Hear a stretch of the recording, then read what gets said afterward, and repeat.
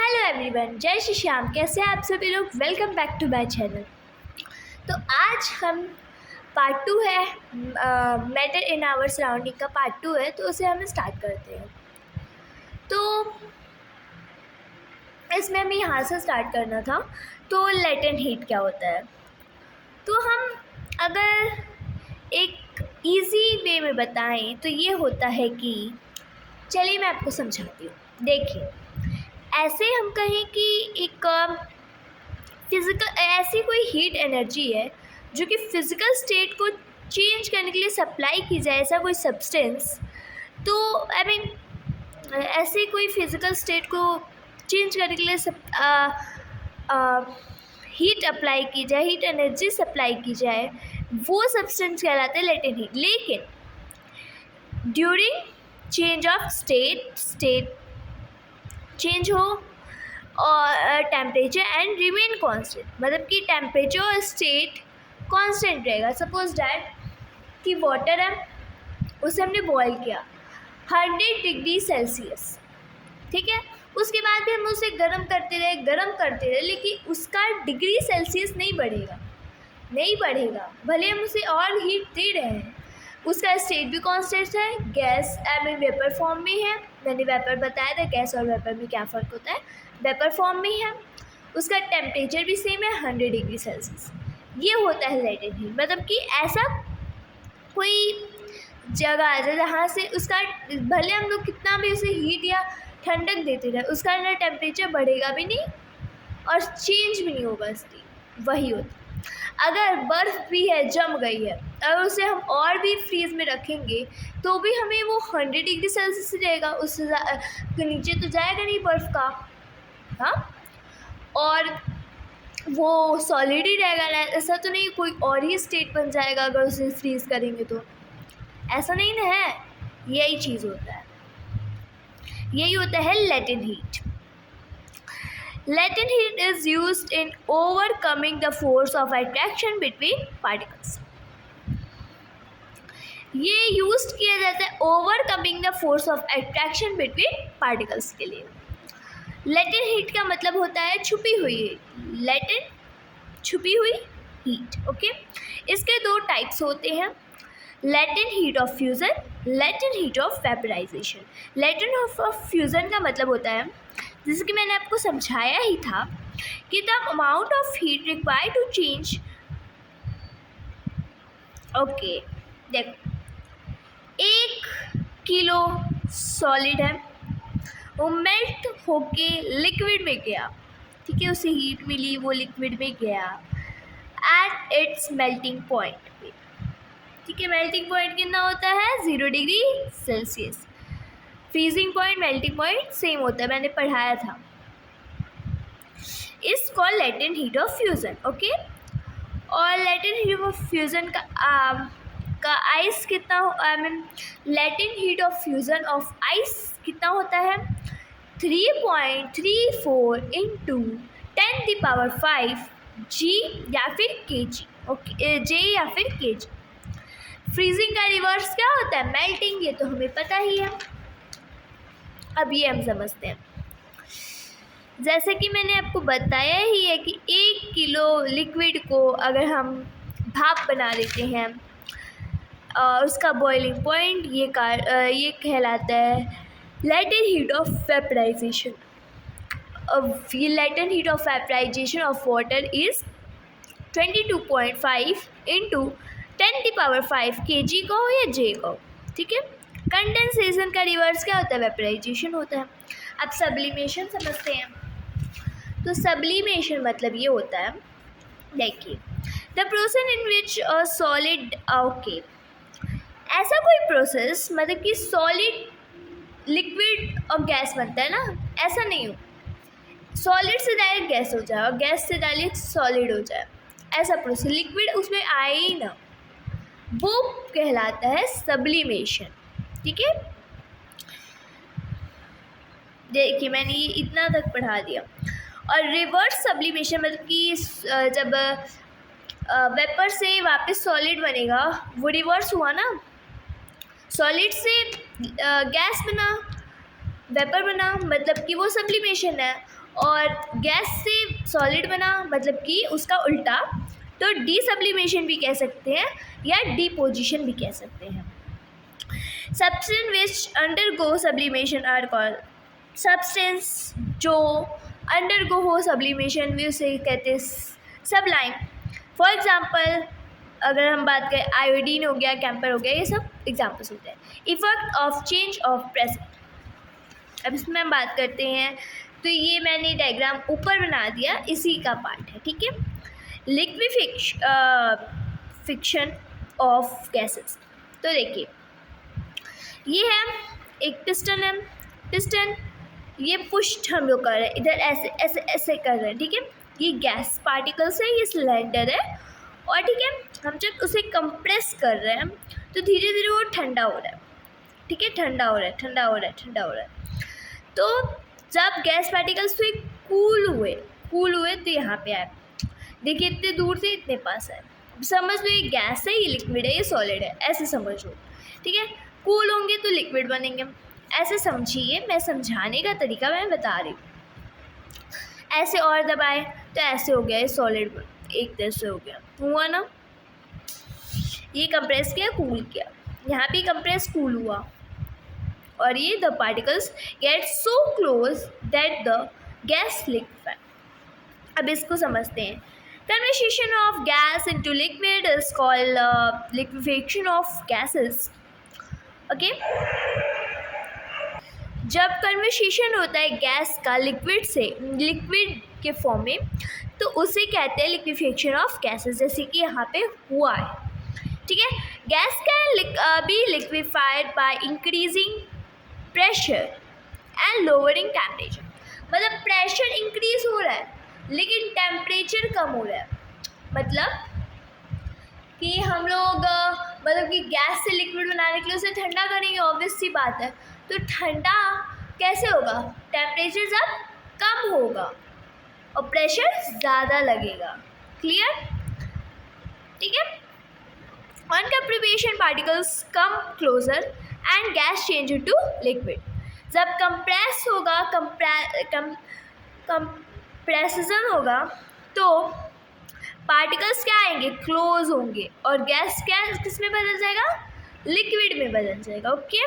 Solid carbon dioxide is called dry ice, solid carbon dioxide को क्या कहते हैं, dry ice. Dry ice directly change into gas without changing into liquid. अब ये बताइए, अभी ये छोड़ दीजिए, ये टॉपिक छोड़िए, मैंने अभी आपको इससे पहले वाले टॉपिक में क्या बताया था, सब्लिमेशन, सब्लिमेशन में क्या बताया, सॉलिड से गैस में, ये भी वैसा ही है, लिक्विड में चेंज नहीं हुआ ना। ड्राई आइस मतलब, और वो डायरेक्टली चेंज हो जाए गैस में, मतलब कि solid carbon dioxide directly change होता है गैस में विदाउट चेंजिंग इनटू लिक्विड, बिना लिक्विड में फॉर्म में गए हुए, ओके। इवेपोरेशन की बात करते हैं, the process in which liquid change into vapour at any temperature below its boiling point is called vaporisation. अब काफ़ी लोग दो तरह के इवेपोराइजेशन है और वेपराइजेशन अलग होता है, मतलब कि इसमें क्या होता है कि अगर हम लोग बाहर पानी रख दे धूप में, आई मीन बाहर हम लोग, जैसे कि अगर हम लोग पानी को बॉईल कर रहे हैं, एक बीकर ले लिया और उसको गैस पे रख दिया, पानी को बॉईल कर रहे हैं, ठीक है, तो 100 डिग्री सेल्सियस पे जाके बॉईल होगा, तो उसे बॉइलिंग पॉइंट या फिर वेपराइजेशन कहेंगे।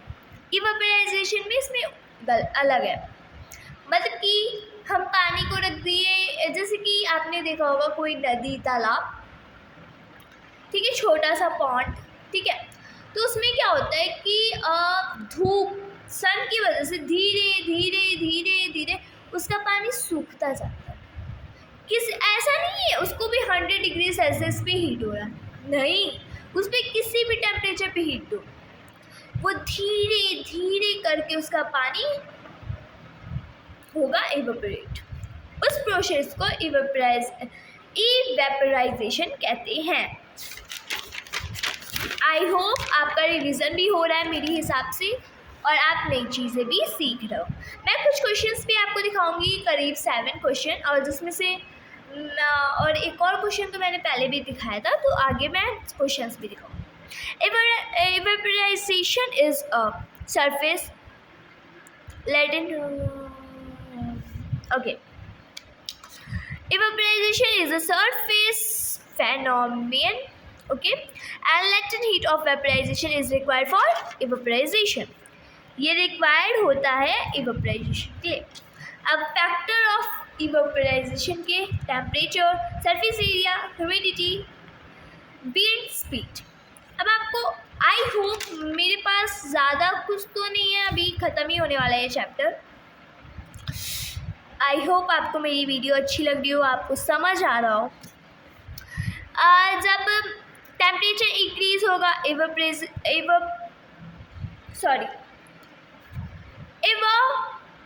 वेपराइजेशन इंक्रीज होगा, टेम्परेचर अगर मतलब कि अगर टेम्परेचर इंक्रीज हुआ तो इवेपोराइजेशन इंक्रीज हुआ, समझ रहे हैं।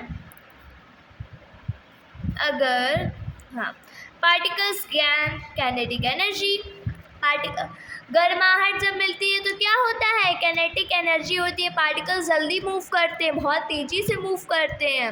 मैंने बताया था more particles escape as vapour, भाप बन के अधिकतर पार्टिकल्स उड़ जाते हैं।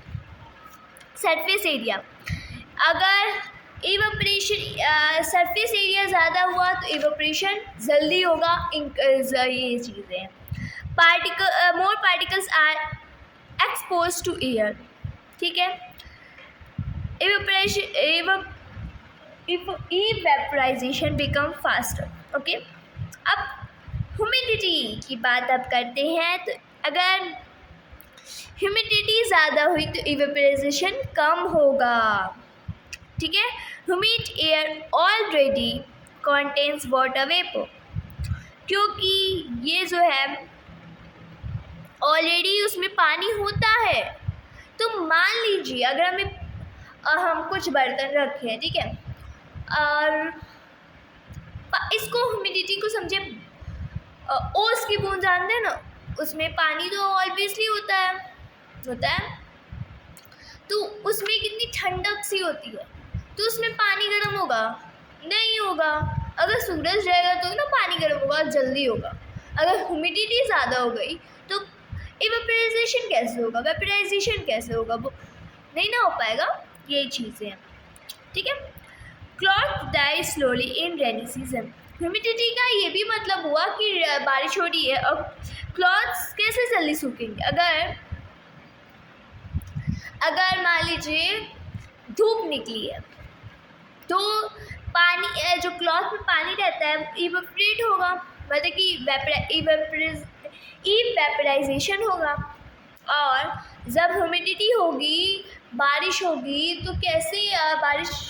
तो कैसे उसे गर्माहट मिलेगी, जो पानी ये सोखेगा और प्लस इसका भी पानी इसमें लग जाएगा तो और भी नहीं सोख पाएगा। अब विंड स्पीड, अगर हवाएं तेज़ी से चली तो ऑटोमेटिकली हमारे कपड़े सूख जाते हैं, होता है ना, तो इवेपोराइजेशन भी होगा, ठीक है। Wind removes water vapour from the surface, wind ऐसे चल रहा है तो जो यहाँ पानी रखा समझ लीजिए तो वो भी इवेपोरेट हो जाता है। इवेपोराइजेशन बिकम फास्टर, ये तो पता ही है। Effect of large surface area, तो मैंने बोला कि यहाँ पे सरफेस एरिया जब ज़्यादा रहेगा तो धूप हर एक एरिया में लगेगी तो जल्दी इवेपोरेट करेगा, तो इवेपोरेशन इससे इंक्रीज होगा, ठीक है।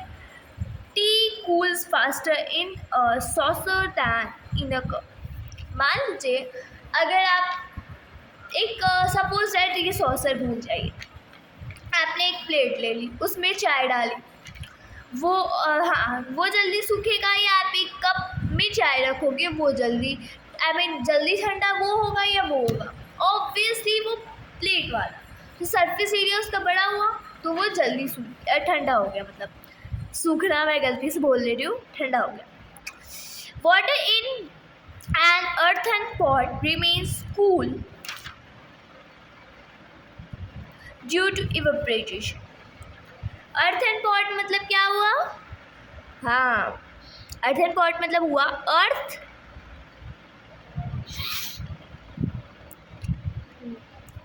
तो उसमें जल्दी इवेपोरेशन होता है, मतलब कि अर्थ का हिस्सा कुछ हो गया, उसमें पॉट हो गया, तो मतलब कि उसमें ज़्यादा इवेपोरेशन होगा, ज़्यादा जगह उसमें मिलेगी तो ज़्यादा इवेपोरेट करेगा। इवेपोराइजेशन मतलब कि it occurs at all temperature, ये हर एक टेम्परेचर पे हो सकता है। It takes place only from the surface of the liquid. ये किस पे ओनली होता है? जो अगर ज़मीन में पानी गिरा रहेगा उसी को ना लेगा, आई मीन गर्म करेगा, इवेपोरेट करेगा। ये सिर्फ बॉइलिंग पॉइंट पे ही गर्म होता है। इसमें क्या है? It boiling vaporisation occurs through the bulk of the liquid. वो किसी एक गर्माहट मिलने में ही ना होगा, मैंने एक फिक्स टेम्परेचर, और इसका बॉइल भी होना चाहिए, मतलब एक फिक्स एक कोई बर्तन में ही ना वो उससे हीट मिलेगी तभी तो होगा। हाँ, अब ये चैप्टर ख़त्म है, ये लास्ट पेज है, कॉन्ग्रेचुलेशन। लेकिन मैं अभी आपको कुछ क्वेश्चंस भी करा दूँगी फटाफट, कुछ ही क्वेश्चन, चलो मैं 3 ही क्वेश्चन करा देती हूँ, या फिर नेक्स्ट वीडियो में करा दूँगी, ये भी अच्छा है।